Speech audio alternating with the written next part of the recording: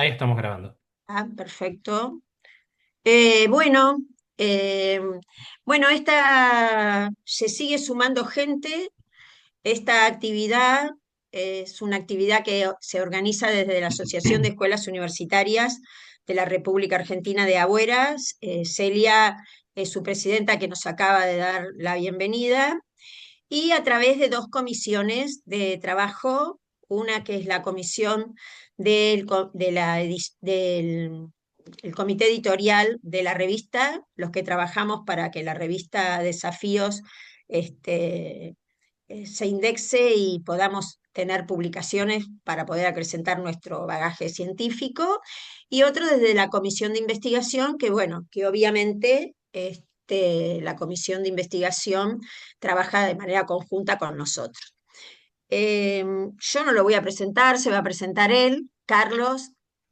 Este va a ser el primero de una serie de encuentros que tienen como propósito podernos, podemos a poder decir, actualizar un poco de cuáles son las normas que necesitamos, las normas editoriales, para poder publicar en la revista y facilitar la indexación de la revista Desafíos. ¿Mm? Entonces, bueno, hoy es nuestra primera reunión. Teníamos, hay mucha gente inscripta. La idea es que los encuentros estén grabados, así que de esa manera vamos a poder compartirlos con nuestros compañeros, y cada vez que tengamos que hacer una publicación tengamos una serie de lineamientos como para facilitar el trabajo. Bueno, los voy a dejar con Carlos, que va a ser el encargado en este espacio, en este encuentro, de dar los primeros pasos para poder empezar ya a publicar la revista. Carlos, presentate vos, este, con tu currículum y bueno, y tu amplia experiencia en lo que tiene que ver la investigación científica y bueno, y la publicación. ¿Mm? Bien, ¿qué tal? Buenas tardes a todos. Soy el doctor Carlos Canova, soy licenciado en enfermería, también tengo una licenciatura en gestión educativa, soy profesor universitario. A nivel de posgrado tengo una especialización en docencia universitaria, una maestría en investigación de fármacos, otra maestría en salud pública y actualmente tengo dos doctorados, uno en medicina, en ciencias médicas, y el otro en salud pública. Desde hace algunos años me dedico a todo lo que tiene que ver con la enseñanza de la investigación a nivel del grado y del posgrado.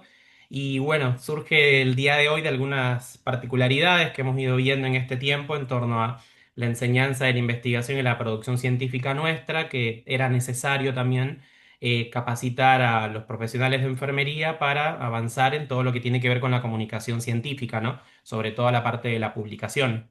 Ahora lo que voy a mostrarles simplemente es como manera de introducción un poco la problemática a la que nosotros estamos, lo que motiva un poco la realización de este webinar. Esta página, para quienes no la conocen, es la página del CIMAGO, bien, que es donde se encuentran las revistas indexadas a nivel de Scopus, bien. Nosotros acá podemos mirar algunos rankings, por ejemplo, por revistas o por países, y acá se muestra la producción de cada uno de los países de artículos científicos, bien. A nivel mundial, Estados Unidos lidera lo que sería la producción científica, seguido por China, Reino Unido, Alemania y Japón, que serían como los cinco países que más producen. Bien, cuando nosotros acá hacemos un corte, bien, podemos acá irnos directamente y hacer un recorte por la parte de enfermería. Más o menos se sigue manteniendo algunos de los elementos, Estados Unidos a la cabeza, Reino Unido, Australia, China, surge que Canadá, y acá nosotros luego podemos hacer como recortes por regiones. En este caso, si nosotros recortamos por la parte de Latinoamérica, vemos cómo viene la producción científica de los países de nuestra región. Brasil, obviamente, al ser uno de los países que mayor cantidad de profesionales de enfermería tiene, se encuentra a la cabeza. Fíjense que desde el año 96 hasta el 2024 publicaron 41.091 artículos en el ámbito de la enfermería, seguido de México, que fíjense que tiene menos, mucho menos de la cuarta parte, casi un octavo, con 6.500 manuscritos. Argentina, ¿dónde se encuentra? Se encuentra en el quinto lugar con tan solo 2.579 artículos científicos publicados. Bien. Esto es problemático por dos cuestiones. La primera, países como Chile, donde tienen una cantidad de enfermeras mucho menor, la producción científica nos duplica y en Colombia también con similitud, en este caso de profesionales, la producción también es mayor. Entonces lo que muestra es que hay una baja productividad a nivel científico dentro de lo que sería nuestro país. Bien, si bien hoy se van a dar lineamientos generales para todo lo que tiene que ver con la publicación de artículos científicos, lo cual puede llegar a servir para cualquier tipo de revista científica, bien, vamos a utilizar criterios de los cuales estamos utilizando nosotros en este momento en la revista Desafíos, pero que están alineados con las solicitudes de las revistas científicas de cualquier área, ¿eh? O sea, no se dejen llevar por el título de que dice específicamente en enfermería el webinar, sino que estos lineamientos abarcan lo que sería la totalidad de las revistas en el ámbito de ciencias de la salud, ¿ok? Como para que quede claro ese elemento, así que no importa si ustedes son docentes de enfermería, pero tienen una titulación que no es enfermería, sirve para cualquier área de todo lo que tiene que ver con las ciencias de la salud. Bien. La publicación científica a nivel inicial y solamente como una pequeña introducción, ya nosotros sabemos que la investigación y la publicación son dos elementos que deberían estar íntimamente relacionados. Sin embargo, tenemos una grave situación y es que en nuestro país eso se ha disociado. Es decir, que actualmente nosotros investigamos pero no publicamos. Y eso ha llevado a toda esta cuestión de que tenemos mucha productividad en materia de investigación, o sea, haciéndolo tangible en la cantidad de proyectos de investigación que producen las universidades, pero que no se está trasladando hacia la publicación, sobre todo en revistas de carácter indexado. Mucha de la producción que tenemos en nuestro país termina en revistas que se llaman revistas de difusión, bien, que son revistas que no están indexadas y que tienen más como finalidad informativa, pero no tienen tanto carácter académico. Y una de las cosas más importantes en torno a la investigación es el carácter académico, porque lo que se busca obviamente es compartir saberes que puedan llevarse al terreno de lo práctico. Y eso amerita también procesos de evaluación que son bastante sensibles y rígidos, bien, por decirlo así. Sin la publicación científica y sin esa difusión del conocimiento, obviamente la información que nosotros generemos no va a ser parte del conocimiento científico y por ello no va a ser utilizada para futuros estudios. Bien, la información que nosotros generamos a su vez debe ser capaz de ser contrastada, replicada y utilizada. Eso implica que debemos producir estudios de lo que sería de calidad y explicar con la suficiente claridad toda la información, sobre todo la parte metodológica, de cómo la hicimos para que otra persona pueda hacer algo similar en su contexto. Ahora, ¿qué es un artículo científico? Que es sobre lo que vamos a trabajar el día de hoy. Un artículo científico se define como un informe escrito y publicado que describe los resultados originales de una investigación. El término original lo que estaría indicando es que hay un aporte que debe ser nuevo y propio del autor. Aclaro esto porque original no siempre implica que el trabajo nunca haya sido publicado o que haya sido desde cero con todo contenido nuestro. Bien, muchos trabajos de investigación, sobre todo de una tipología de artículos, que son llamados los artículos de revisión, utilizan fuentes de otra índole, es decir, utilizan a otros artículos científicos para nutrirse de datos, bien que luego se unifica en un solo manuscrito. Entonces, el término original acá lo que da es cuál es el aporte nuestro, cómo hacemos ese cruce de datos en ese caso, o simplemente un trabajo de investigación que expone resultados nunca antes expuestos. Bien.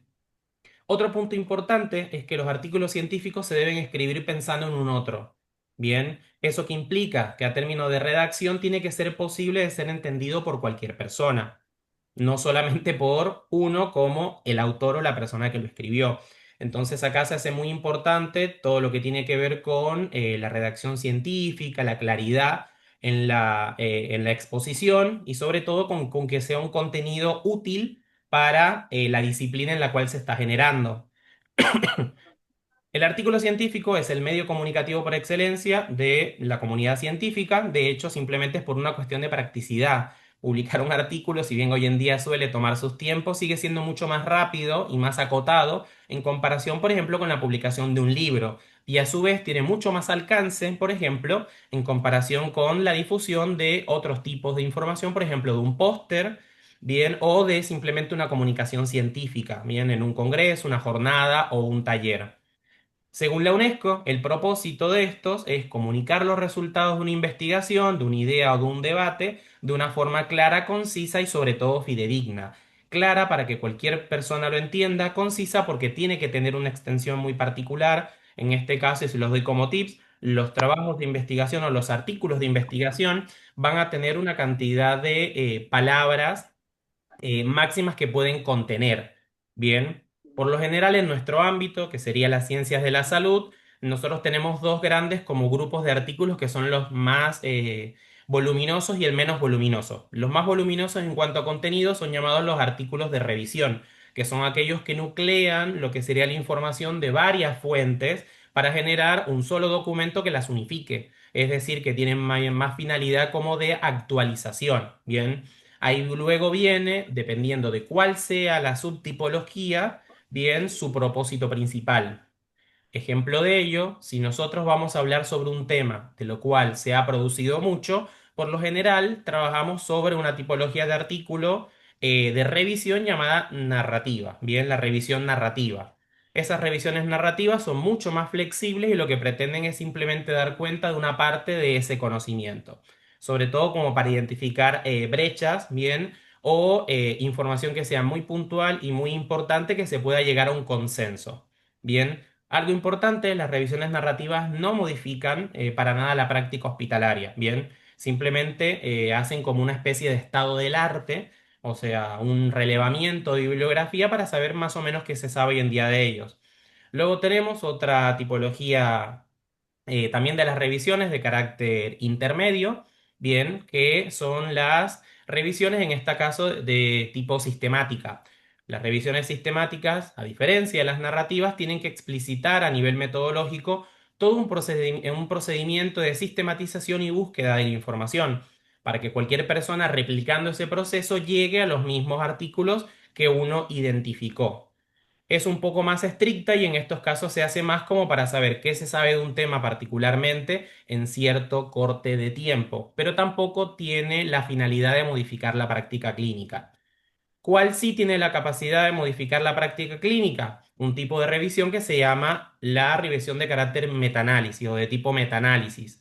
Los metaanálisis unifican artículos originales, es decir, trabajos de investigación que han recopilado sus propios datos y se hace todo un análisis de la calidad de los mismos. Y luego, eso sí, genera una sugerencia bien sobre conductas de acción. Obviamente, al tener tanto peso dentro de la comunidad científica, tienen muchos más procesos de evaluación intermedia, por ejemplo, que primero se tiene que publicar el protocolo, ese protocolo se valida, se aprueba y luego recién se puede proceder a hacer el trabajo de investigación. Hasta entonces, el proceso queda como estancado, pero lo que se busca es proteger de que la práctica clínica, cuando se dé una sugerencia, sea basada realmente en información clara y fidedigna. Bien, luego tenemos por otro lado artículos de menos volumen, si teníamos en cuenta que las revisiones de literatura están cercanas a las 8.000 palabras, luego tenemos otros mucho más intermedios, pero que son los que tienen más peso, los cuales se llaman artículos originales. Los artículos originales son aquellos en los cuales el investigador recopila y analiza sus propios datos de lo que nosotros llamamos una fuente primaria. Es decir, si mi trabajo de investigación es sobre calidad de registros, yo reviso los registros y genero mi propio análisis. Si es en una población de estudiantes o de profesionales, extraigo los datos de esas poblaciones, entonces estoy mostrando algo que nunca antes fue publicado. Por eso recibe el nombre de original. El artículo original, por lo general, tiene una extensión que oscila entre las 4.000 y las 6.000 palabras. Sin embargo, algunos pueden ser un poco más cortos. De hecho, uno de mis últimos artículos originales, con la información completa, llegó recién a las 3.800 palabras, para que lo tengan en cuenta. Pero la extensión suele ser entre 4.000 y 6.000. Luego tenemos otro tipo de artículos originales que son mucho más chiquitos, bien, que se llaman originales breves. Los originales breves, por lo general, son o adelantos de un trabajo de investigación que es un poco más largo, pero que uno quiere dar cuenta como de un resultado preliminar, bien, o sea, adelantar un poco lo que se está encontrando o directamente cuando el objetivo de nuestro estudio es medir algo que es muy chiquitito. Bien, capaz mi trabajo solamente se orienta a evaluar el índice de masa corporal o las alteraciones en el peso en estudiantes de enfermería y lo único que voy a tener yo son los índices de masa corporal y las características del estudiantado. Entonces, capaz para eso no puedo extenderlo hasta un manuscrito de 4.000 o 6.000 hojas, pero sí puedo reportarlo en uno de 3.000, por ejemplo. Bien, o sea, algo mucho más corto. ¿Hay otros tipos de artículos de investigación? Sí. De hecho, el abanico de las revisiones de literatura cada vez es mucho más grande. Entonces hay que hacer como cuestiones muy meticulosas respecto a cada uno y sus finalidades, pero bueno, se nos escaparía un poco el tema del tiempo. Hay otro tipo de artículos, por ejemplo, los análisis de casos clínicos que ustedes ya habrán escuchado, en los cuales se explica el proceso de atención de un paciente que tiene que tener algunas características peculiares para darle el carácter de novedoso.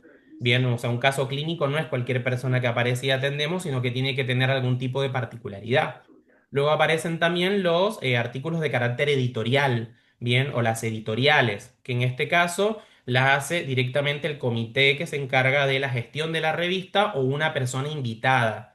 Estos entonces son los encargados de poner algún tipo de temática bien, que le parece relevante para ese momento en boca de todos. O sea, escriben sobre un tema de actualidad. Bien. ¿Hay otros tipos de artículos? Sí.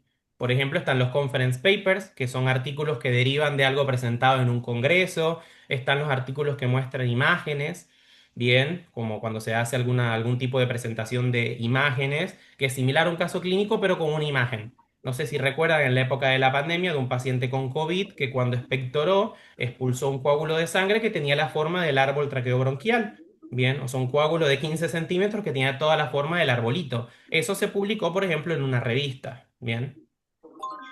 Retomando, la UNESCO entonces lo que nos indica es que los artículos tienen que ser claros, concisos y fidedignos. Entonces, esos elementos siempre hay que tenerlos en cuenta.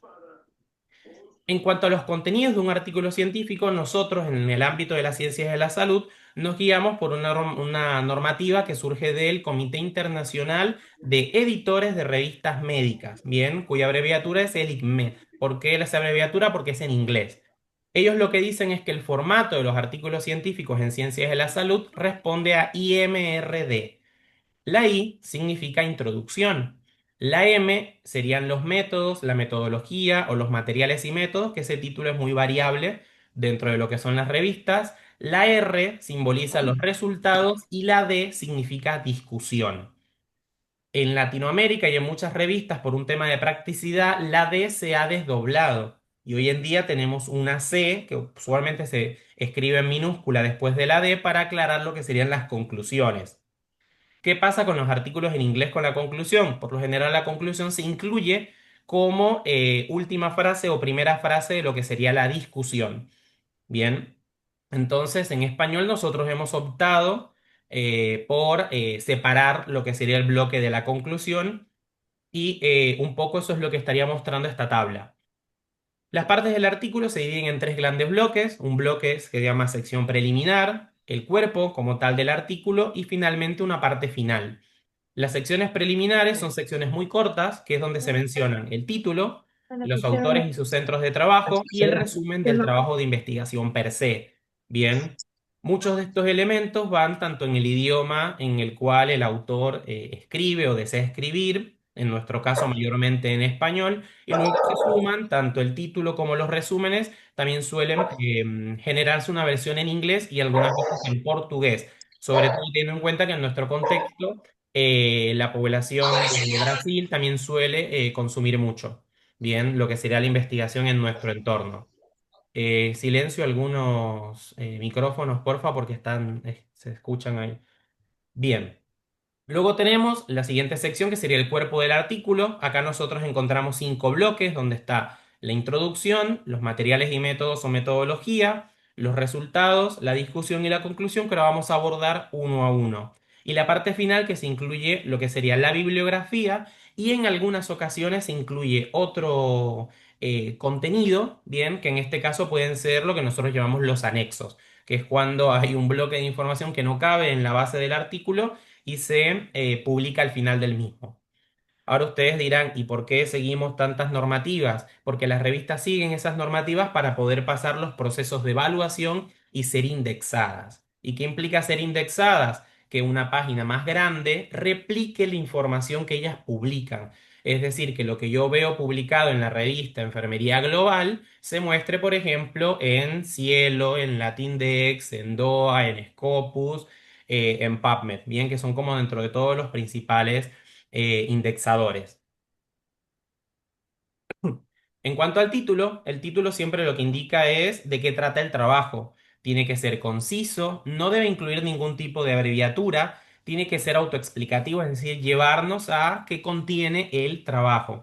Y por lo general se ha estandarizado su extensión máxima entre 15 palabras para ciencias de la salud y 18 palabras para lo que son las ciencias sociales, un poco más amplia, teniendo en cuenta que nosotros en algunos casos también hacemos estudios sobre humanización o de educación que pueden entrar en otras áreas disciplinares que no son netamente lo que serían las ciencias de la salud. ¿Podemos encontrar un artículo que tenga un título que no explique el contenido de la misma? Sí, hace unos días estuve leyendo un artículo que se llama Vamos a nadar, bien, y que simplemente estaba explicando cómo era el proceso de llevar adelante una revisión de literatura. O sea, no tenía absolutamente nada que ver. Ese tipo de trabajo suele ser problemático para nosotros identificarlo bien y revisarlo. Entonces suelen tener problemas a nivel de la búsqueda de la utilidad, ¿no? Para la literatura porque son difíciles de encontrar, ya que no tiene dentro del título ningún tipo de término clave. Bien. Luego viene la sección de lo que son los autores y la afiliación. En este caso se incorpora a las personas que contribuyeron de manera sustancial a elaborar el artículo. Que mi profesor me lo revisó y me corrigió la ortografía no cuenta como un criterio de autoría y ahora vamos a ver qué ocurre en esos casos. Los criterios de autoría son personas que han contribuido en tres bloques principales que tienen que ver con la concepción del tema, es decir, quien eligió la temática y la fue como puliendo para hacer la investigación, quien participó de manera integral en los procesos críticos del manuscrito, es decir, en la revisión del bloque inicial, la presentación a comité de ética, el aseguramiento de la calidad de los datos que fueron produciéndose, quien participó en el proceso de análisis, quien revisó al final. Todos esos se llaman bloques críticos. Entonces, la persona que participe en ellos también gana criterio de lo que sería autoría. Bien. Esos aspectos nosotros acá los detectamos como aspectos importantes donde está quién va a ser autor, que obviamente es uno de los primeros elementos. Segundo, cuál va a ser el orden de presentación del listado de los autores. Y tercero, quién es el autor que va a recibir la correspondencia, es decir, el encargado de comunicarse siempre con la revista y que en caso tal alguien tenga alguna duda, quién va a recibir ese correo preguntándolo y aclarándolo. Bien. Estos elementos son muy importantes. Ahora vamos a ver un poco los criterios de autoría, que nosotros utilizamos una taxonomía que surgió hace algunos años, pero el tema de del orden de los autores es muy importante. Cuando ustedes miran un trabajo, lo van a aparecer así. En este caso, acá ustedes van a ver lo que son los autores, bien, del documento, que en este caso acá notan un primer autor, un autor al medio y un autor al final. Un trabajo de investigación por lo general se ha estandarizado que puede tener un máximo de 6 autores. Sin embargo, en algunas situaciones, por el volumen, bien, de información analizada y producida, puede extenderse. De hecho, uno de mis artículos del año pasado fuimos 18 personas que entramos de autoría. Entonces, en ese caso, toca revisar quién va a ir primero y quién va a ir después. ¿Cómo nosotros aclaramos el orden de autor? Los autores se van aclarando por cabeza y cola, es decir, quién es el primero y quién es el último. Increíblemente, primer y último autor son los autores más importantes dentro de un artículo.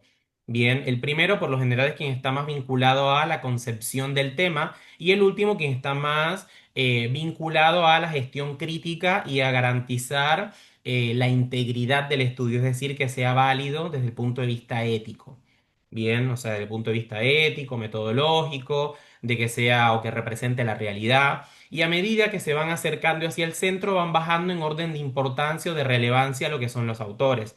Es por eso que en investigación, cuando ustedes entran a alguno de los indexadores más grandes, por ejemplo, a su perfil de Scopus, una de las cosas que les indica es cuántas veces se ha mencionado como autor de cabeza o autor de cola, o sea, primer y último autor y autor de correspondencia, que son como los criterios más importantes en cuanto a la ubicación.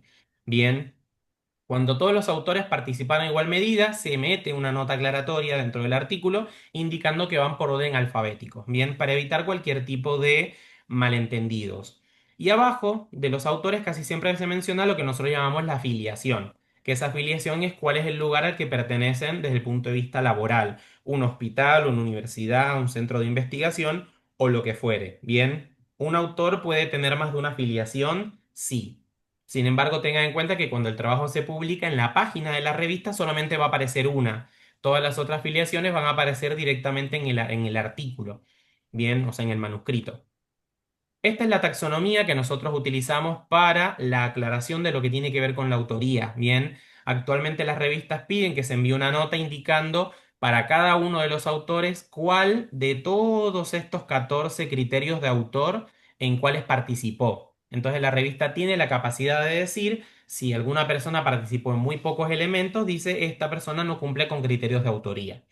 Bien, van desde la conceptualización, que es la persona que pensó la investigación, la curación de datos, que tiene que ver con quien hizo la, entre comillas, limpieza de la base de datos, del Excel, por así decirlo, el análisis de los datos, el proceso de financiamiento, bien, quién se encargó de conseguir el dinero para financiar el estudio, quién participó en el proceso de recolección de datos o de investigación, quién diseñó la metodología, quién administró el proyecto de investigación, quién se encargó de la gestión de recursos, copias y demás cuestiones, quién se encargó del manejo del software, si es que hay alguno, o del procesador de datos, bien, quién se encargó de la supervisión del trabajo, quién validó la integridad de los datos, quién se encargó hasta de visualización, o sea, de generar gráficas, tablas que fueran comprensibles y finalmente quienes se encargaron de la escritura de la base del manuscrito y del proceso de revisión y edición de la versión final para enviar a la revista. Todos estos son los criterios de la taxonomía Credit, que lo que busca es darle crédito a cada uno de los autores.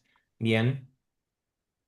Acá tenemos un ejemplo, vemos arriba el título del trabajo de investigación, estilos de vida promotores de la salud en estudiantes de enfermedad argentina, y en la parte de abajo vemos sus versiones en inglés y en portugués. Abajo aparece lo que sería la cita del trabajo, que este es el formato de esta revista, y fíjense que en este caso aparece mi nombre, Carlos Canova Barrios, y abajo aparece para este artículo cuál fue la afiliación que yo utilicé. Bien que en este caso es la Universidad de Ciencias Empresariales y Sociales. Como yo trabajo en varios lugares, muchas veces mi filiación va cambiando dependiendo de dónde surge el artículo. Eso puede hacerse, pero también podría publicar un artículo utilizando varias filiaciones. En Argentina, por ejemplo, quienes hacen parte de lo que sería el CONICET, que es el encargado como de la gestión principal de la producción científica del país en materia productiva principalmente, ellos están obligados siempre a colocar en primer medida el CONICET y segundo a lo que son las instituciones en las cuales tienen otro empleo. Bien, y acá vemos más o menos el resumen de dónde fue publicado, el nombre de la revista, el año, volumen número y el número del artículo en este caso. Algunas cuestiones puntuales que pueden surgir al revisar esa primer parte son dos términos que vamos a ver muy comúnmente, que son el ORCID, que en realidad se lee ORCID, bien, y el DOI. El ORCID, por un lado, es un código alfanumérico que lo que busca es identificar a los investigadores o a las personas que participaron en la investigación. Dicho de un modo muy sencillo, es como el número de documento de un investigador. Toda la producción científica que se produce se va uniendo directamente a el ORCID o al ORCID. Bien, entonces sería como tu DNI de investigador. Hacerlo es gratuito, simplemente ingresan a la página de ORCID, completan los datos y ya les genera un indicador que tienen que utilizar de ahí en adelante cada vez que ustedes quieran hacer una publicación. Y luego está el DOI. El DOI también es un código alfanumérico, pero en este caso no identifica al autor sino a una publicación. Es el equivalente a un link que nunca cambia, bien como si fuera un permalink, y que siempre va a llevar a lo que sería el artículo. Los DOI son de pago, entonces la revista paga para que directamente lleve cuando se ingresa a ese link a la página de la revista, al artículo puntualmente que se está mostrando. Bien, si la revista cambia su página y se va a otra, el DOI directamente va a llevar a esa nueva otra página. Entonces lo que se busca es no ir cambiando, sobre todo en la época de hoy que todo va en internet, no ir cambiando los links porque se va perdiendo en las publicaciones. En la última sección de la parte preliminar es la sección de resumen. Bien, la sección de resumen lo que plasma es la información más relevante del estudio. Por lo general, el resumen se encuentra integrado por cinco grandes secciones, que son una sección introductoria, una sección de objetivos, una de metodología o métodos, los resultados y las conclusiones. Los resúmenes suelen ser muy cortos. Las revistas por lo general han estandarizado que puede oscilar entre las 200 y las 300 palabras.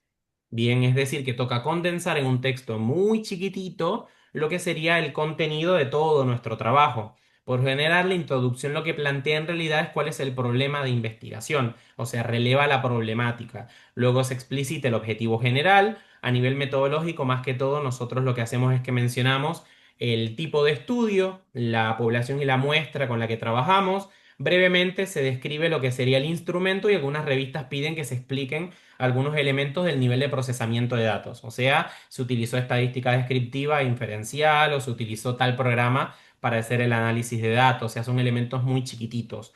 Los resultados que estarían planteando siempre las respuestas a nivel breve de los objetivos general y específicos del estudio y la conclusión que es la forma de presentar nosotros de forma integrada bien la conclusión del trabajo que sería en sí la respuesta al objetivo más general, o sea, el objetivo más macro.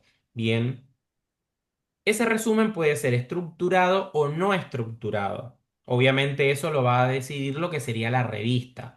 ¿Qué es un resumen estructurado y qué es un resumen no estructurado? Cuando ustedes leen el resumen de un trabajo de investigación de un artículo y ustedes ven que tiene subtítulos, por ejemplo, introducción dos puntos, un texto, objetivo dos puntos, el texto, metodología dos puntos y el texto, eso implica que ese resumen es estructurado. Los resúmenes no estructurados no llevan la división por secciones, es decir, el autor directamente empieza a redactar y es un poco más libre en cuanto a el contenido. Bien, esa es la diferencia.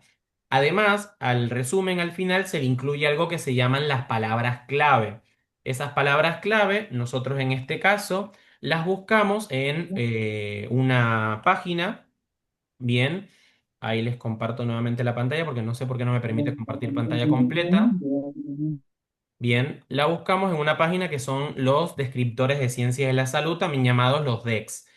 Estos DEX, bien, son organizados por la Organización Panamericana de la Salud, la Biblioteca Virtual de la Salud y la organización Vireme, y esta es la página a la que uno va. La página se llama DEX, Descriptores de Ciencias de la Salud. Bien, ahí les pasé el link por si después quieren irlo viendo. Es una página gratuita y lo que esto hace es estandarizar los términos que nosotros utilizamos. Ejemplo de ello, si yo quiero hablar de registros clínicos, yo acá escribo registros clínicos y acá me va a decir cuál es el nombre que se acepta en materia de salud para mencionar esos registros. Fíjense que acá hablan de ficha clínica, hablan de registros electrónicos de salud y por último utilizan el término servicio de registros médicos en hospital. Entonces a nosotros de acá nos toca elegir cuál es el más representativo de nuestra temática. Entonces tienen una sección para nosotros poder mirar cuál es la definición de ese término y ver si nos sirve. Por ejemplo, ficha clínica dice que es la historia clínica escrita en papel que contiene la descripción de los cuidados homeopáticos, evolución clínica, repertorización, prescripción o resultados obtenidos en el tratamiento de un individuo. Pero en este caso esa ficha dice que solamente incluye para aspectos homeopáticos. Entonces capaz ese término no es el que a mí me sirve, no es el que estoy buscando. Entonces tengo que buscar otro término que me pueda a mí servir. Bien. Entonces podemos ir ahí cambiando, por ejemplo, los términos, ir buscando, en vez de registros clínicos, hablar de historia clínica. Bien, entonces acá tenemos otra vez varios términos, anamnesis, registros médicos, y acá fíjense que me marca que registros médicos tiene como término alternativo historia clínica. Bien, puedo acá entonces ver los detalles y acá me aparece la definición. Bien, que dice registro de información pertinente a las enfermedades de los pacientes. Entonces, en este caso, historia clínica puede utilizarlo porque es un término alternativo, sino también puede utilizar el que dice registros médicos. Los términos alternativos podemos utilizarlos sin ningún tipo de problema. Por lo general, las revistas hoy en día están solicitando que se elijan más o menos entre 3 y 6 entre 3 y 6 palabras clave. Bien, ¿por qué las palabras clave son tan importantes? Porque ayudan a identificar más rápido en un proceso de búsqueda al trabajo de investigación. Bien, por eso son tan importantes. Y siempre también se genera dentro de la misma página, no sé si lo recuerdan, les muestra el mismo término en inglés y en portugués. Y ahora se está insertando poco a poco los términos en francés, bien, porque están como buscando estandarizarlos a nivel de varios idiomas. Llegando a la sección del medio, lo que sería el cuerpo del artículo, acá tenemos la sección de introducción. La introducción es una de las secciones que a nivel de apertura es menos importante. ¿Por qué? Porque por lo general quien trabaja en investigación directamente salta del resumen directo a la metodología. ¿Por qué? Porque la introducción casi siempre es un elemento más contextual. Cuando uno ya está leyendo muchos artículos, ya los elementos contextuales no sirven mucho. Pero cuando yo estoy leyendo por primera vez de un tema, el contexto para mí sí me importa. Entonces, por eso la introducción guarda tanta relevancia. ¿Por qué? Porque nuclea, sistematiza o sintetiza lo que sería el conocimiento teórico, bien que yo luego voy a volcar para mi trabajo. Estos son los 6 elementos que por un término de fiabilidad o de uso o de utilidad tiene que contener lo que sería la introducción. Por un lado, el planteamiento del problema.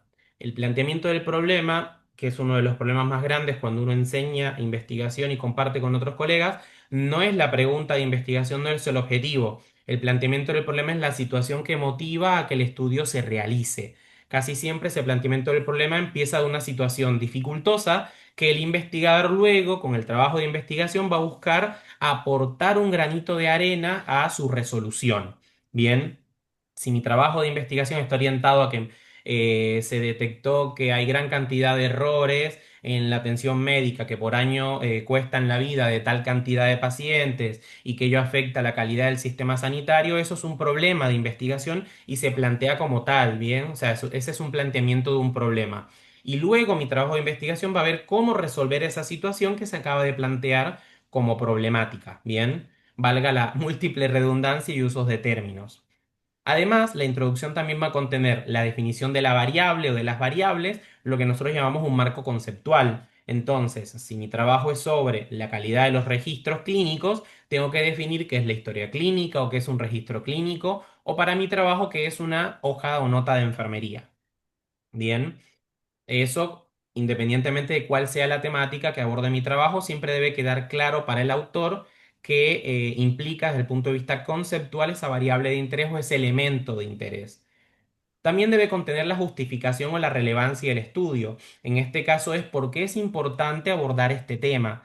A veces la justificación simplemente es decir cuántas personas fallecen o tienen enfermedades a causa de el problema de investigación, pero a veces simplemente es cuál es el valor de abordar este tema. Nosotros casi siempre utilizamos como 3 enfoques de relevancia, cualquiera de los 3 son útiles, a veces se combinan, que tienen que ver con la relevancia desde lo social, el beneficio esperado para la población de estudio, el teórico, qué tanto o sea, qué es información que se genere, qué hueco de conocimiento, qué laguna de conocimiento, qué gap estaría llenando, bien, y por último, tiene que ver con la relevancia y la justificación profesional, que esta simplemente es que aporta a mi disciplina de hacer este trabajo. Bien, si seguimos hablando de los registros, pues se aporta en esencia, el tema, bueno, de que el rol de enfermería es atender al paciente con calidad, entonces un estudio de la calidad de los registros se vincula directamente con la calidad de cuidado, la continuidad y aspectos troncales de el rol enfermero. Entonces, con eso se justifica realizar un estudio en esa área. También se menciona lo que serían los antecedentes o el estado del arte. ¿Qué quiere decir esto? ¿Qué se sabe hoy día respecto a esta problemática? Es decir, se mencionan otros trabajos de investigación que han visibilizado este problema y declaramos en sus contextos que han encontrado. No implica esto escribir un párrafo gigante por cada uno de ellos, simplemente es decir, tal autor en tal lugar hicieron un relevamiento de tantos trabajos o tantos registros o encuestaron tantas personas y encontraron este elemento clave. Otros autores han detectado tal cosa, tal otra y tal otra. O sea, se puede inclusive hasta mixar en un solo párrafo exponiendo los elementos principales que tienen en común y de esa manera visibilizar ese problema de investigación en qué se sabe hoy. Bien, por lo general los antecedentes de esa sección son 1 o 2 párrafos muy chiquititos explicando qué se sabe hoy en día. El contexto refiere a, bueno, en el marco de mi investigación, cuál es la utilidad que esto tiene. Bien, o sea, que eso se vincula mucho con el planteamiento del problema. para mi contexto, cuáles son las características de mi población que hacen útil realizar este tipo de trabajos. Y por último, se cierra con lo que sería la guía. Esta guía es el único elemento que siempre, siempre, siempre debe estar al final de la introducción. Es horrible leer un artículo científico que empieza diciendo: el objetivo del presente trabajo es analizar la calidad de los registros de enfermería de tal sector.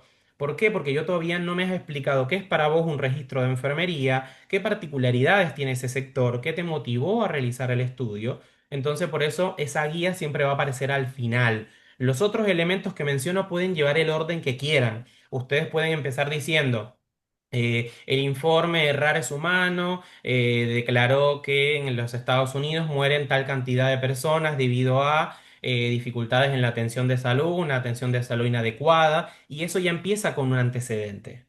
Bien, o sea, ustedes pueden empezar como lo deseen. La guía siempre va a aparecer al final. Que esa guía nosotros tenemos tres, dependiendo obviamente del trabajo de investigación. Puede ser un objetivo, puede ser una pregunta-problema o puede ser una hipótesis. No pueden ser las tres, no pueden ser dos, siempre es una. Por lo general, los estudios de carácter descriptivo o analítico a nivel más global suelen trabajar con objetivos. Los trabajos de carácter exploratorio, bien, o cualitativos suelen trabajar con preguntas-problemas. Y los trabajos que ya son más correlacionales o analíticos, de un análisis muy profundo, multivariado, trabajan con hipótesis. Bien, entonces siempre se declara eso al final de lo que sería la introducción. Pero por estándar el default siempre es trabajar con objetivos. Bien, como para que lo sepan. Luego tenemos la sección metodológica. Acá los principales elementos que se mencionan son siete.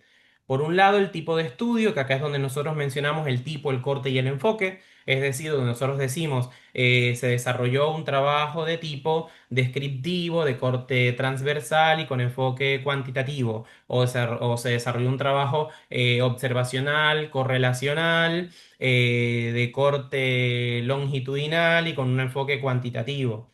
Bien, siempre se mencionan esos elementos en esa primera sección de la metodología. Bien, hay algunos errores que se cometen mucho, bien, sobre todo que en mi rol de revisor he visto, y es, por ejemplo, confundir el hecho de que mis variables sean cualitativas con que el estudio sea cualitativo. Eso es un error bastante grande.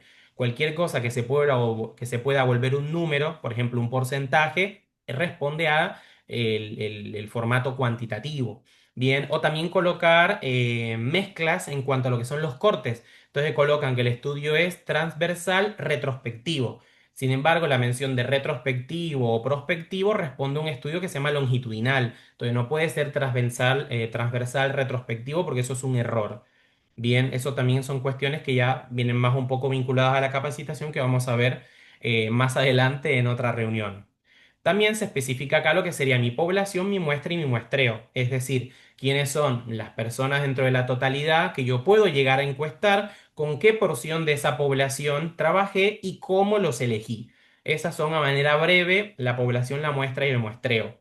Bien, la población fueron los estudiantes de enfermería de tercer a quinto año, la muestra fueron 350 estudiantes elegidos mediante un muestreo no probabilístico. Bien, así de simple, no hay que meter absolutamente más nada. En algunas ocasiones, sobre todo cuando hacemos muestreos de carácter probabilístico, donde el azar elige las personas, también solemos colocar acá el programa que utilizamos para hacer el proceso de aleatorización o también cómo calculamos lo que fue la muestra mínima, sobre todo cuando las poblaciones son muy grandes. Luego están lo que son los criterios de inclusión y exclusión, qué elementos tuvimos en cuenta para seleccionar a esa población, que estos son muy importantes, aunque no parezcan, ¿eh? Porque me va a permitir a mí, al comparar con otro estudio, saber a qué pueden llegar a obedecer las diferencias encontradas. También se menciona lo que son los instrumentos, es decir, esas encuestas o entrevistas o las grillas de cotejo que nosotros utilicemos para recabar la información. Esta siempre debe mencionarse, sobre todo cuando no son instrumentos nuestros. Se menciona quién es el autor, cuántas preguntas tiene, cómo se responden, si hay algún tipo de corrección para poder indicar, por ejemplo, un rango, una categoría. Bien, si es un instrumento, por ejemplo, el de Nola Pender para evaluación del estilo de vida, que es el HPLP en la versión 2, yo tengo que decir el instrumento es el Promoting Lifestyle Profile, fue desarrollado por Nola Pender bajo tal teoría, tiene 52 ítems que se agrupan en tal cantidad de dimensiones. las dimensiones se corrigen de modo que menos del 60% se considera un valor no saludable, más del 61% saludable. O sea, todo eso se explica en la sección de instrumentos. Y ahí también se menciona, por ejemplo, las preguntas de carácter sociodemográfico que nosotros incluyamos. Si preguntamos la edad, el género, el estado civil, si tienen hijos, si trabajan, todo eso también se menciona ahí. Luego está el procedimiento de recolección de datos, que ahí lo que nosotros explicamos es, bueno, cómo hicimos para recolectar esa información. Si utilizamos una encuesta, cómo se entregó a las personas, en qué momento, si nos acercamos a los servicios y la dejamos en papel, si nos acercamos a las aulas y les mostramos un QR, bien, cuándo se tomó el consentimiento informado. Todos esos elementos se explican en la recolección de datos.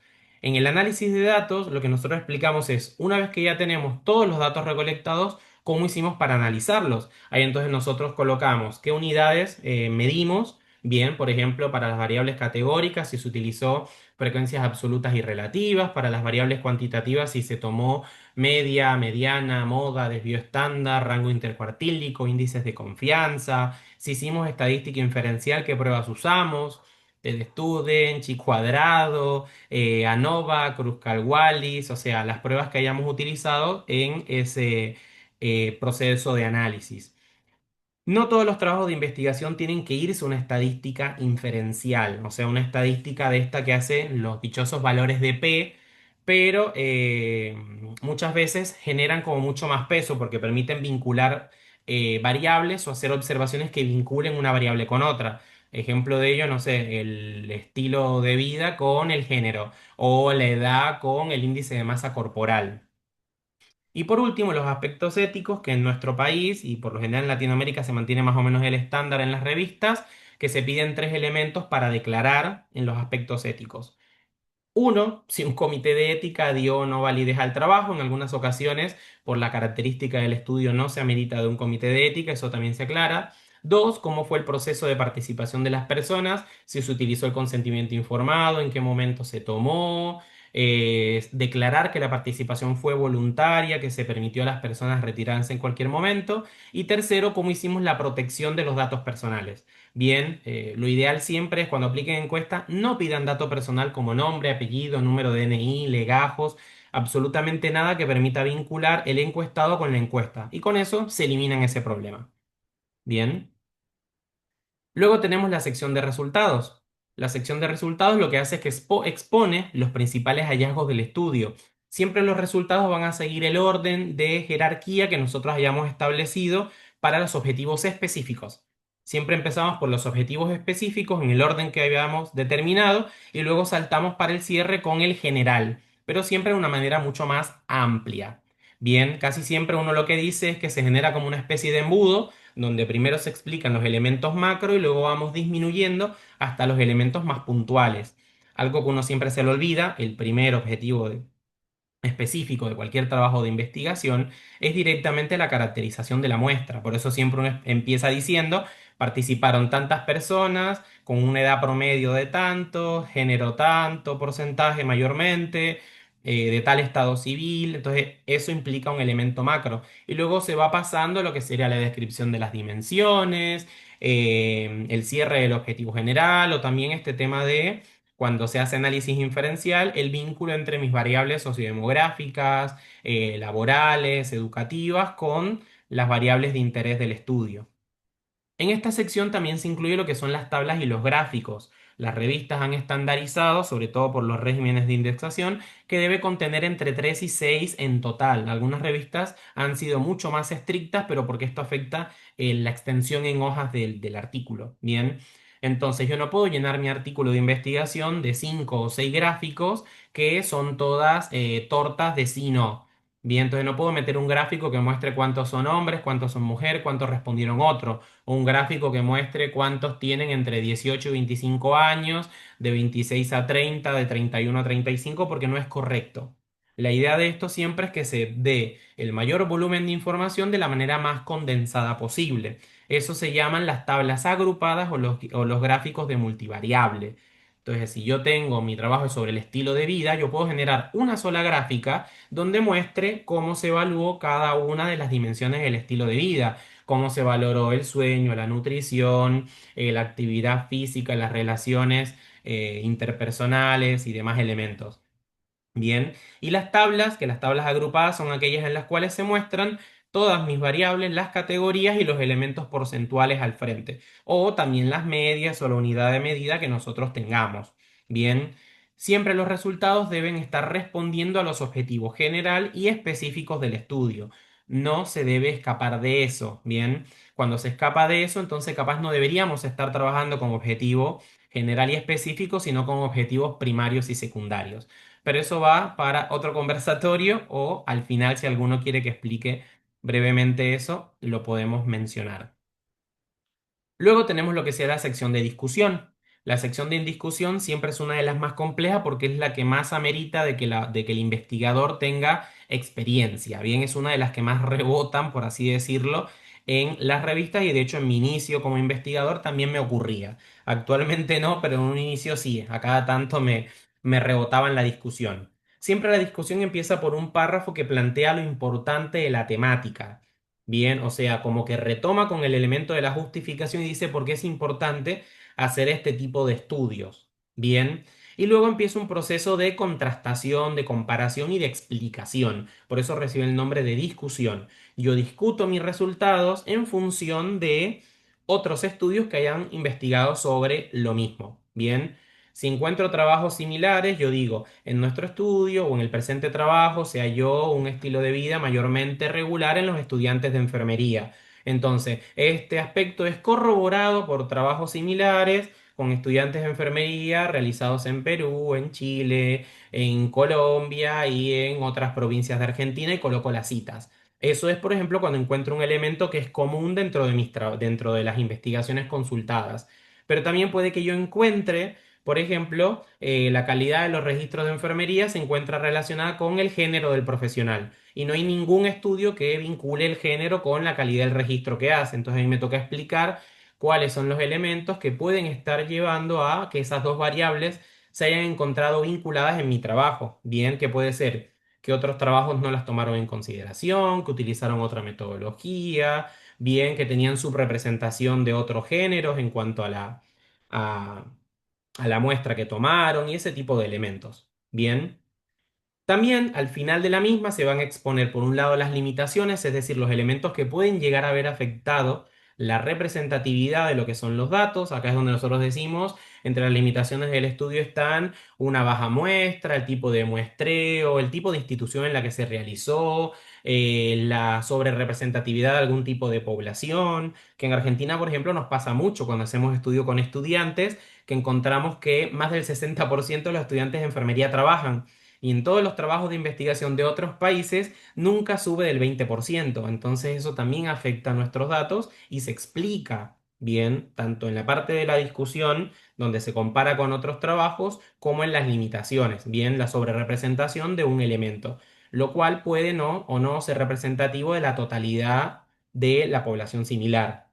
Y también se plasman lo que son las líneas de investigación a futuro, es decir, donde uno dice se sugiere para futuros trabajos ampliar la muestra, comparar entre instituciones, realizar intervenciones para esto, o medir diferente alguna variable o incorporar alguna variable nueva que resulte relevante para el investigador para un futuro trabajo.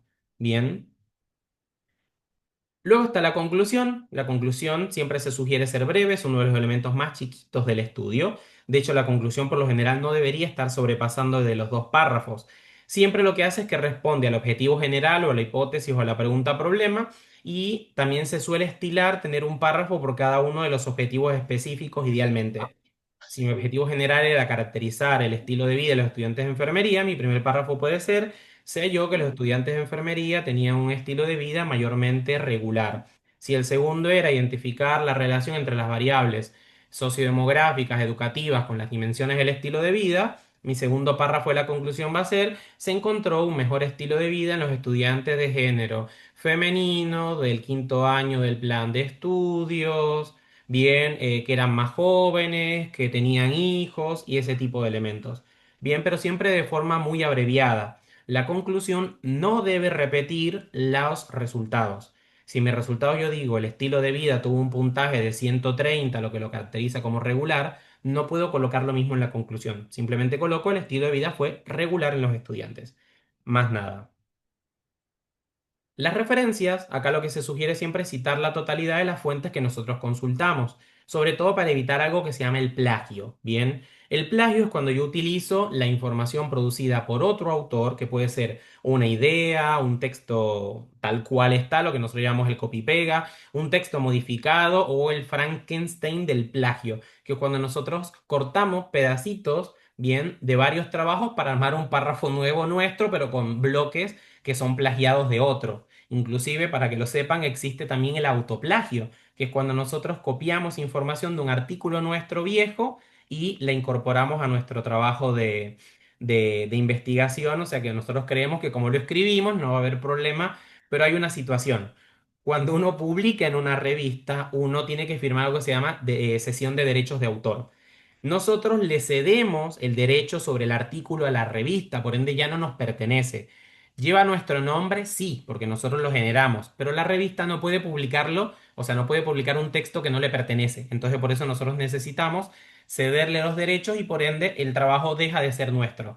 Por eso nosotros cuando publicamos un artículo, si queremos publicar otro y citarlo, no decimos en nuestro artículo previo, no, decimos tal autor en tal lugar, aunque sea el mismo nombre nuestro, ¿no? Para los artículos originales, por lo general se estila entre 20 a 30 referencias. 20 siempre es el mínimo, por lo general las revistas estandarizan que sean 30 las máximas. Y para artículos de tipo revisión de literatura se ha estandarizado que el máximo sea de 50. Sin embargo, esto no pasa en todas las revistas, es más como a criterio del comité editorial, pero algunas permiten que se incorporen mayor cantidad de citas de hecho sin ningún tipo de problema. Hay algo importante con el tema de las referencias y es no abusar de citar trabajos nuestros viejos, bien, o citar trabajos de colegas que no tienen nada que ver con nuestro tema. Si vamos a citar algo que realmente tenga vínculo con lo que estamos escribiendo. Bien, siempre también se sugiere citar artículos o libros que sean de reciente publicación. Bien, por lo general nosotros hemos incorporado dentro de los artículos que se cite tres tipos de documento. Libros, artículos científicos de páginas, o sea, de revistas con revisión de pares. Y por último, páginas web de organismos oficiales. Todo lo demás se toma como información gris o bibliografía gris, que es aquella que es de difícil, de confusa procedencia o que es difícil asegurar que tanto se apega a la realidad. Bien, tipo una tesis de grado, una tesis de posgrado, o una página, no sé, de Kids Health o de Clínica Mayo o alguna cosa así, no suelen tomarse como real, bien, o como válida porque son literatura gris o literatura que está adaptada para otro tipo de población. Bien, con el tema de las tesis particularmente es porque nosotros no sabemos si el estudiante o el autor, bien, si esos datos son o no reales. O sea, como no pasó por un proceso de revisión por pares, entonces como que dudamos un poco de la integridad y por eso no se sugiere citar este tipo de documentos en nuestros artículos. Bien, y casi siempre uno lo que le indican es revisen indexadores de gran peso, busquen trabajos de investigación similares al suyo y cítenlos. ¿Por qué? Porque cuando ustedes entran a algún indexador, inclusive hasta Google académico, y buscan un artículo, en la parte de abajo le dice citado por. Entonces, cuando nosotros necesitamos más información o saber qué es lo último que se han indagado respecto a un tema, a veces uno da clic ahí. Y puede ser un paper escrito por una eminencia y cuando le damos citado por, encuentran un trabajo chiquitito nuestro donde lo citamos, entonces pueden ahí encontrar nuestro estudio y citarlo. Entonces por eso casi siempre uno le dice, busquen indexadores de gran peso, citen también de esos trabajos, obviamente sin perder la bibliografía local nuestra que nos sirve. Hay dos grandes formatos en el marco de las ciencias nuestras, en lo que nos compete, que son los formatos APA y Vancouver de citación. Por lo general, las revistas de ciencias de la salud se acoplan al esquema Vancouver, que es el esquema de hecho derivado del ICMED, o sea, del Comité de Editores de Revistas Médicas. Ellos acoplaron un sistema que deriva de otro sistema previo y le llamaron Vancouver. Bien, y luego tenemos el formato APA. ¿Cuál es el tema con el formato APA? Por un lado es el más utilizado en general en investigación en las universidades o en los centros de estudio, pero porque es hecho por la Asociación de Psicología Americana, pero está orientado más hacia lo que son las ciencias sociales, no a las ciencias de la salud. Entonces siempre revisen la revista a qué metodología o a qué formato de citación se estaría pegando. En el nombre, por ejemplo, de Agüera, nosotros adherimos ahora a el formato Vancouver, aparte porque suele ser un poco más fluido para el tema de la lectura. La diferencia entre uno y otro es que el formato APA utiliza lo que son los apellidos y el año de lo que sería la publicación para la mención de la autoría en el cuerpo del trabajo, y el Vancouver no. Vancouver directamente lo que utiliza es un numerito, ¿bien? Entonces el formato APA, además de esto, organiza las referencias en formato alfabético. El Vancouver lo organiza por orden de citación, o sea, la que se citó primero aparece primero. Como sugerencia de un investigador viejo y muy mañoso, lo que siempre les digo es cuando empiezan a escribir el artículo, empiecen como puedan. Escriban aunque sea el tercer párrafo primero, no pasa nada, después ustedes lo van organizando. Y siempre las referencias intenten utilizar el gestor de Word para irlas incorporando o directamente colocarlas como un pie de página. De esa manera, cuando ustedes van modificando el orden de los del orden de los párrafos, directamente se les va actualizando el numerito abajo. Bien, porque ese es uno de los problemas principales con Vancouver, con el tema de los números. Bien, si quieren después hacemos algunas mini cápsulas para ver cómo se hace la citación en Vancouver y vemos algunos gestores de referencias también. Y como para ir haciendo un pequeño cierre de esta sección, ¿cómo es el proceso de publicación de un artículo científico? Bien, primero nosotros leemos las normativas de la revista y preparamos lo que será nuestra investigación, nuestro paper. Obviamente nosotros ya tenemos que tener un trabajo de investigación culminado con todo el informe que se envió a la universidad y demás, y ahora lo que queremos es difundir ese trabajo. Entonces nosotros leemos las normativas de la revista y vamos organizando en un solo documento, usualmente en un Word, todo lo que debe contener según las normativas de esa revista. Algo importante antes de avanzar es que un artículo científico solamente puede ser publicado una única vez. Bien, esa regla se llama la regla de Ingelfinger, y lo que busca es evitar la sobrerepresentatividad en los procesos de revisión de literatura de una misma investigación. Entonces, por eso no se puede publicar más de una vez un artículo científico. Una vez que lo tenemos, se envía a la revista y pasa por un proceso de revisión por parte de los editores. Los editores pueden aceptar el trabajo como está y enviarlo a revisión, sobre todo cuando cumplimos con lo que la revista indica, sobre todo con lo que nosotros llamamos el scope o el objetivo de la revista, las áreas de estudio que le interesan, pero también puede ser rechazado. Cuando es rechazado, se devuelve a los autores y se corta todo el proceso. Eso usualmente se le llama como el rechazo de escritorio o el desk rejection. Bien, que es cuando los editores directamente dicen, mira, tu artículo está muy mal organizado, no nos interesa, y lo devuelven, obviamente con palabras bonitas. Cuando es aprobado por el comité editorial, se puede pedir a los autores directamente que hagan algunas modificaciones para mejorarlo, o directamente se envía a revisión por pares. Esos pares, que son dos personas con un nivel formativo usualmente de maestría hacia arriba y que han tenido experiencia publicando sobre el tema, se les pide que den una devolución del trabajo. Ellos son los que van a decir si el trabajo se aprueba o se rechaza. Por lo general se envía a dos pares y el trabajo se aprueba cuando ambos pares coinciden en la aprobación. Si uno de los pares rechaza y el otro aprueba con muchos cambios, por lo general también se rechaza. Si uno aprueba con cambios y el otro aprueba con cambios, por lo general se aprueba y se solicita los cambios y ya pasa directamente al equipo editorial su evaluación. Cuando uno aprueba y el otro rechaza, puede convocarse una tercera persona para pedirle su opinión, y esa es la que va a tener como el carácter decisivo.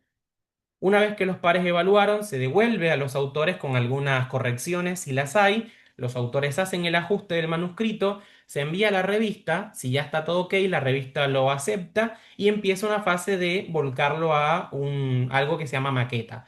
Bien, que son todas esas presentaciones bonitas de colores que uno ve dentro de los artículos. Bien, y se le pide al autor que lo lea por última vez y que dé el ok para publicación. Una vez que se dé el ok, ya directamente aparece en la página de la revista. Bien, que eso también puede ser bastante variable en cuanto al tiempo. Bien, o sea, hay revistas que publican muy rápido, otras que tardan un poco más. A mí me ha tocado esperar un año y 2 meses para la publicación de un artículo en una revista, por ejemplo, Enfermería Intensiva, bien, que es una revista española de mucho peso. ¿Cómo seleccionamos la revista? Y con esto vamos cerrando. Depende de estos 5 elementos. Por un lado, que se cumple el objetivo de la revista, es decir, que mi trabajo se alinea a lo que la revista le interesa. Eso se llama el objetivo, el scope de la revista. Otro elemento es, bueno, verificar cuánto cobra la revista por publicar. Esto se llama APC. Algunas revistas cobran por publicar los artículos, entonces también nos toca a nosotros revisar eso. De hecho, la revista Desafío de Agüera no cobra nada, así que pueden enviarlo con total tranquilidad que no se cobra nada a los autores. También revisen los tiempos de publicación, es decir, lean artículos publicados recientemente y fíjense cuándo lo recibieron, cuándo se revisó y cuándo se publicó. Eso nos da a nosotros más o menos una idea de cuánto tiempo tarda de que ellos lo reciben hasta que lo publican. Revisen también el tema de la indexación, que ya habíamos dicho que la indexación era todas las páginas que replican a ese artículo o el contenido de esa revista. Los indexadores tienen un orden de jerarquía. Obviamente a nosotros siempre nos va a gustar irnos al orden máximo, que son los artículos que aparecen en PubMed, en Scopus, bien, pero luego van órdenes un poco más abajo, ¿no? También tenemos arriba WOS, que se llama Web of Sciences. Luego hacia la parte de abajo vamos a encontrar, por ejemplo, a Cielo, Latindex, DOA, Redalic. Y obviamente en la base de todo encontramos otros más sencillos como, no sé, ResearchGate, Google Académico, que son indexadores como de menos peso y de hecho es muy fácil hacer que algo aparezca en Google Académico o en ResearchGate.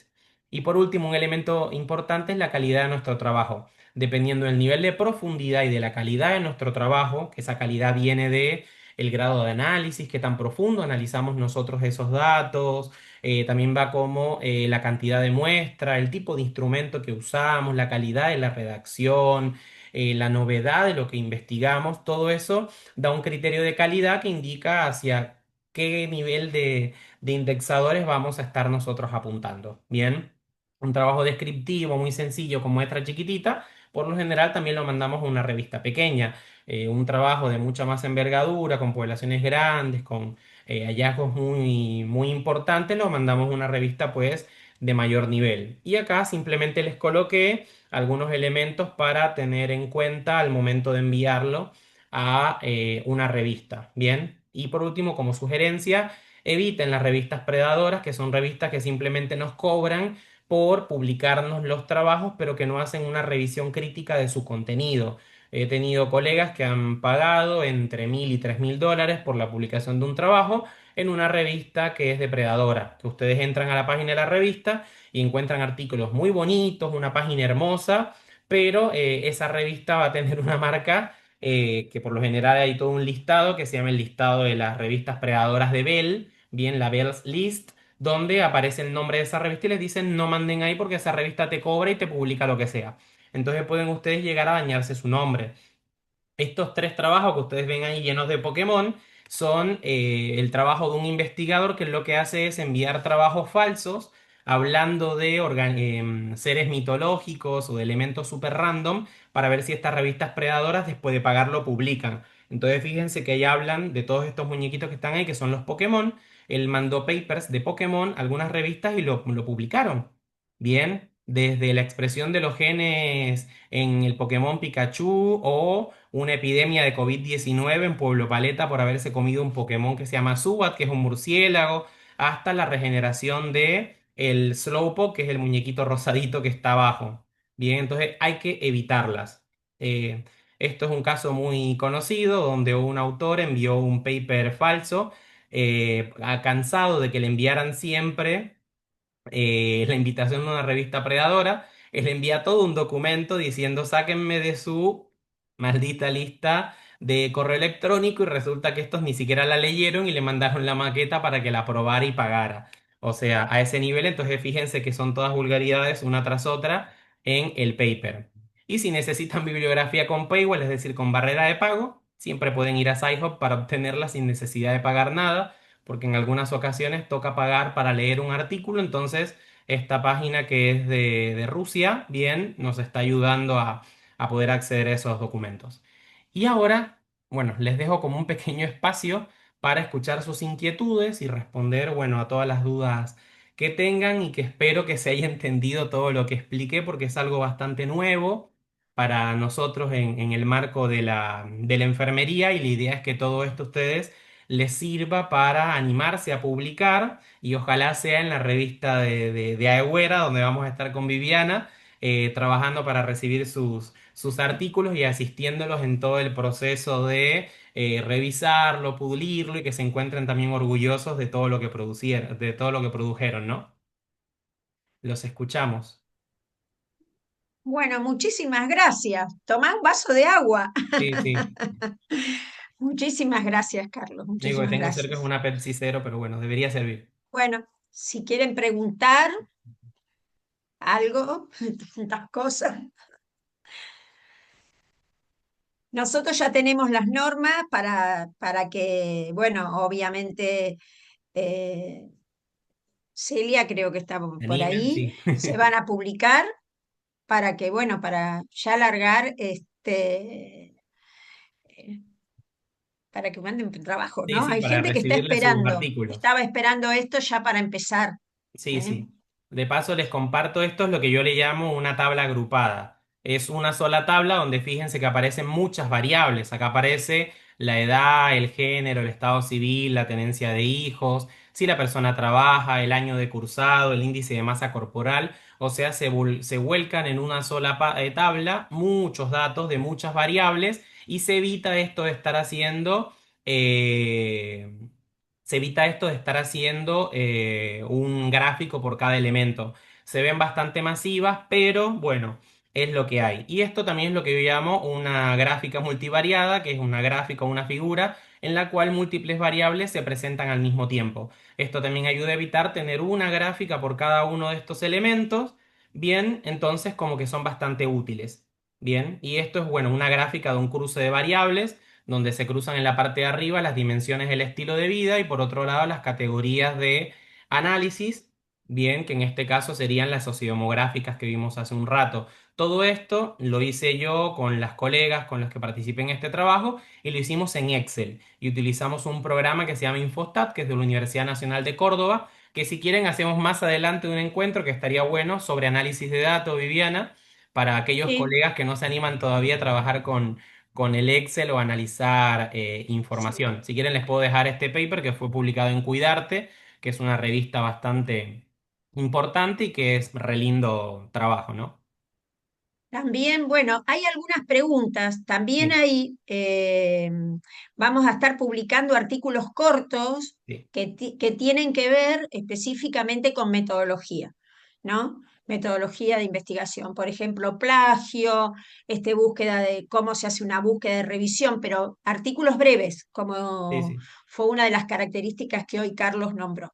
Acá hay una consulta, Carlos, que sí. dice, por ejemplo, ¿se puede publicar un ensayo o artículo donde se comparen conceptos o datos de varios autores sobre el mismo tema?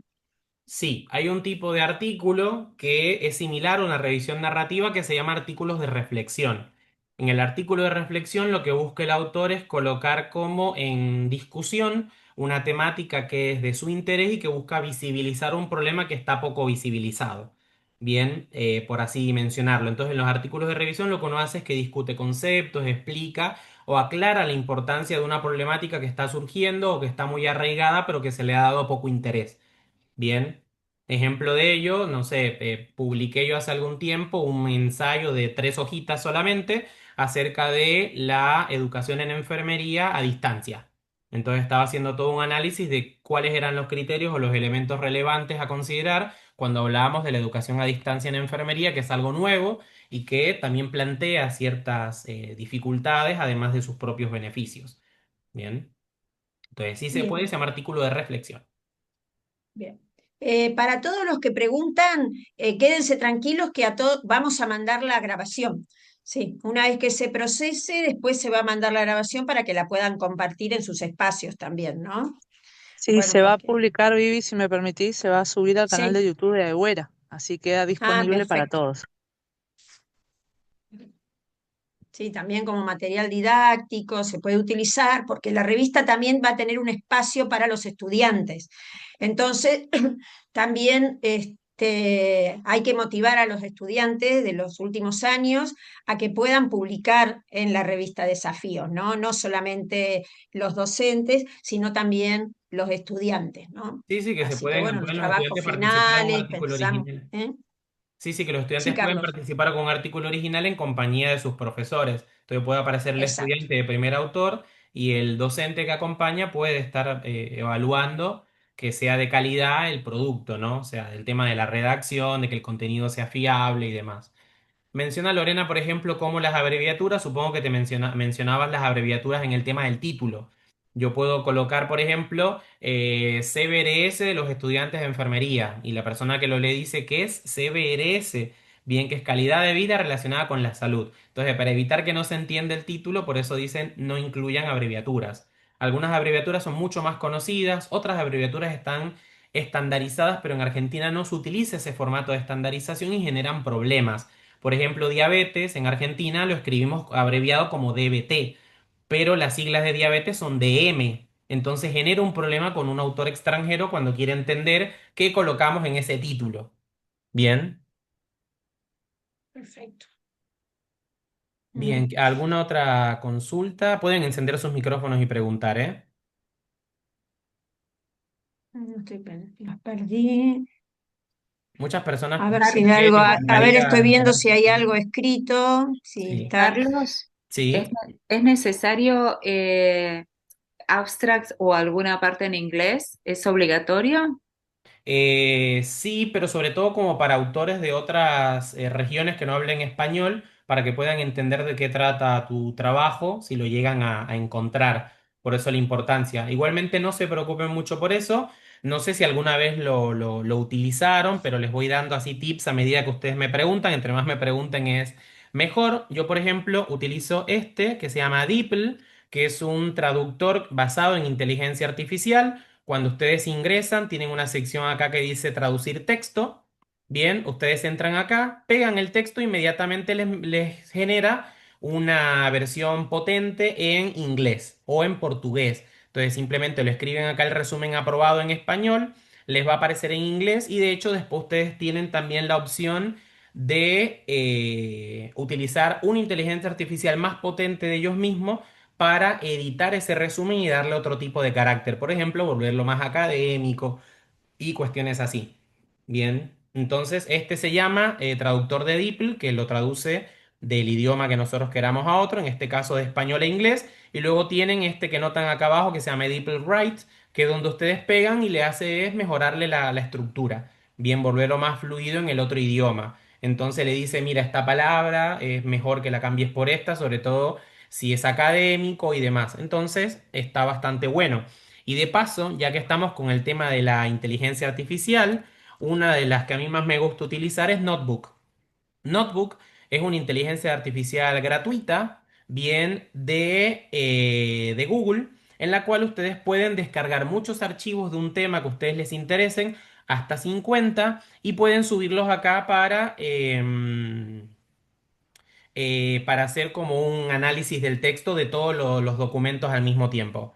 Bien, entonces acá ustedes simplemente le dan acá donde dice crear un nuevo cuaderno y luego pueden ir chateando con los textos. Bien, no tengo acá ninguno justo de los que me interesa, pero bueno, si quieren vayan haciendo otras preguntas y voy creando acá un cuaderno con algunos archivos como para que ustedes vean cómo funciona y la utilidad de este tipo de... Perdón, una Sí, consulta. Tranquilo, capaz que te lo haces a Con propósito. respecto a lo Sí, que es sí. las abreviaturas. sí. En un trabajo de investigación, las abreviaturas entonces tenemos que tratar de obviarlas. En los títulos y en los resúmenes. No, no, En los títulos.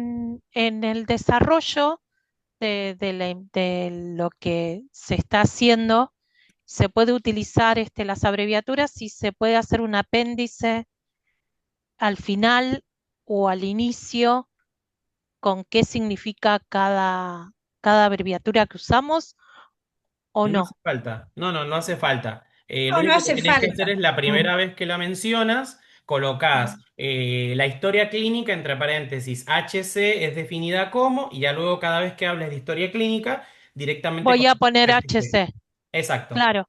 Ah, bien, bien, o sea, es la misma forma que hace años se utilizaba, o sea, tal cual. Y no se eso no modificó cambió, eso. Ok, eso no ok. cambió.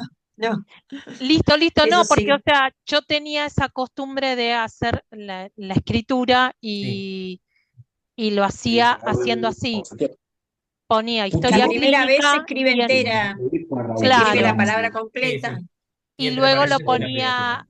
O, por ejemplo, cuando se habla de diabetes, hacerlo DM y luego seguir usando DM. Listo, gracias.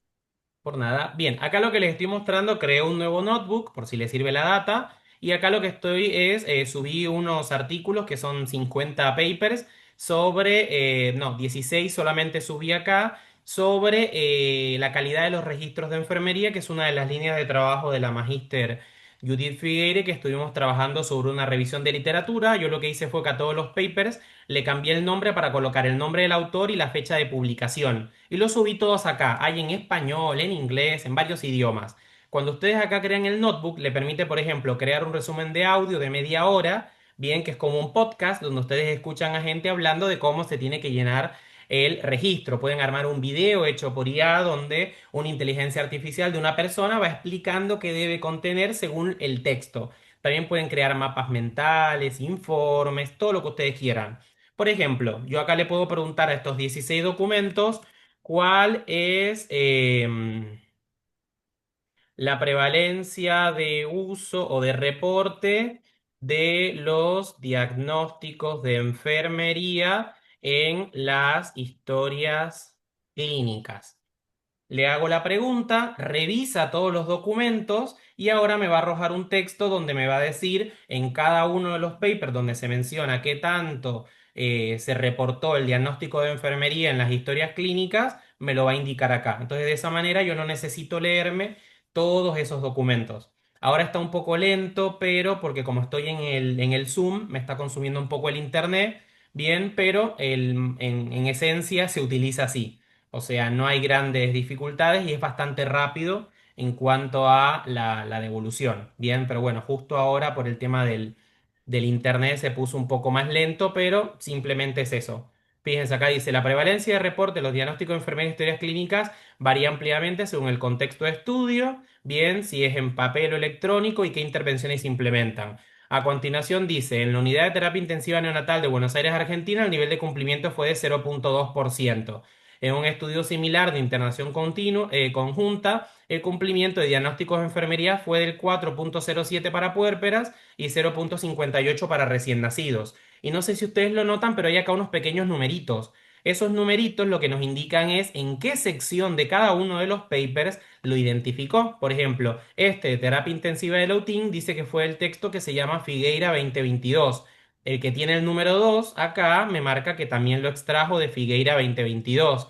Cuando voy acá al número 3, bien, que acá aparece todo de dónde surge la información, me dice que fue de Figueira 2022 B. Cuando voy al 4 dice del B, cuando voy al 5, bien, acá me dice Figueira 2022 B.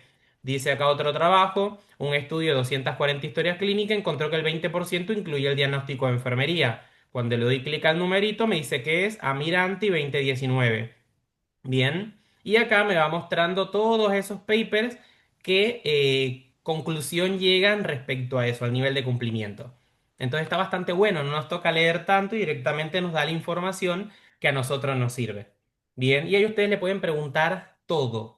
Bien, cuáles son los elementos, por ejemplo, que menos se cumplen en el registro, por qué los autores consideran que es importante el estudio de los registros clínicos de enfermería, porque es importante el estudio del contenido de los registros clínicos de enfermería. Entonces lo que hace es que revisa todos los textos para ver todos los autores qué justificación dieron para hacer este tipo de investigaciones.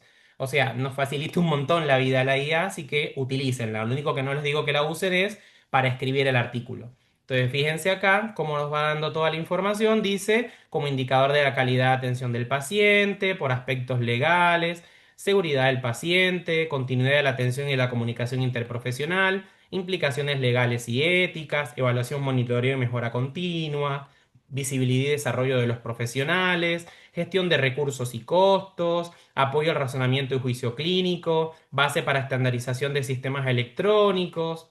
Tenemos todo. Simplemente es saberla usar. Entonces les doy ese tip por si quieren practicidad en cuanto a la lectura de muchos documentos. ¿Alguna Bueno, otra pregunta, algo que haya surgido? bueno, de a poquito. No, no hay. Todas son felicitaciones. Ah, bien. De a poquito vamos a ir aportando nueva información y dentro de poco se van a subir a la página de Agüera las bases, que en realidad ya están, así que ni bien volvamos a compartirlas, el equipo técnico las va a subir y bueno, ya se pueden poner a escribir. Pero bueno, bueno, muchas gracias a todos. Llegamos casi a 94 personas, y muchos más seguramente van a escuchar la grabación. Este, es un trabajo de equipo que se está haciendo para ver si conseguimos indexar nuestra querida revista. Así que bueno, muchas gracias, Carlos, muchas gracias a todos. Bueno, Gracias, Vivi, a y vos también. nos estamos viendo. Muchas Bueno, gracias. Gracias. Después les pasamos el link con la grabación. Un sí, gustazo verlos, ¿eh? después Un gusto. vos dejás vos de grabar, Carlos, cuando